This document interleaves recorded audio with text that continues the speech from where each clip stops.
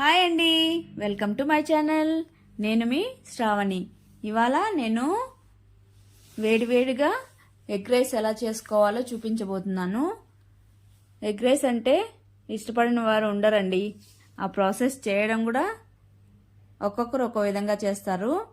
నా స్టైల్లో ఎలా ఉంటుందో ఒకసారి తప్పకుండా ట్రై చేయండి. ఇంకెందుకు ఆలస్యం, మరి స్టార్ట్ చేసేద్దాం. ముందుగా పాన్ పెట్టుకొని హీట్ ఎక్కిన తర్వాత ఇందులోకి ఆయిల్ వేసుకొని, ఆయిల్ కూడా హీట్ ఎక్కిన తర్వాత ఆవాలు, తర్వాత కరివేపాకు, ఆనియన్స్ వేసుకోవాలి. ఆనియన్స్ అనేవి చిన్న చిన్న ముక్కలుగా కట్ చేసుకోవాలి. తర్వాత ఇందులోనే సాల్ట్ వేసుకొని ఆనియన్స్ బ్రౌన్ కలర్ వచ్చే వరకు వేయించుకోవాలి.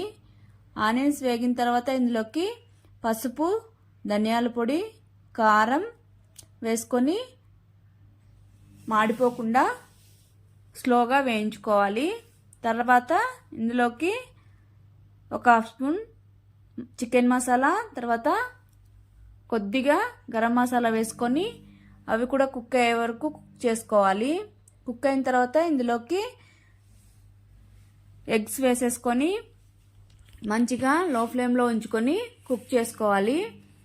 మనం వేసుకున్నటువంటి ఎగ్స్ ఫుల్గా కుక్ అయిపోకుండా 80% అలా కుక్ అయ్యే వరకు ఉంచుకొని, తర్వాత కొత్తిమీర వేసుకొని ఒకసారి మిక్స్ చేసుకొని రైస్ వేసేసుకోవాలి. రైస్ వేసుకున్న తర్వాత బాగా మిక్స్ చేసుకొని ఒక 2 minutes అలాగా సిమ్లో వదిలేయాలి.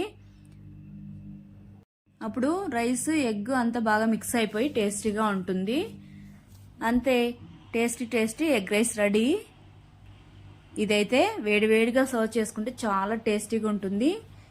ఇంకెందుకు ఆలస్యం, మీరు ట్రై చేసి మీకు ఎలా వచ్చిందో కామెంట్ చేయండి. బాయ్.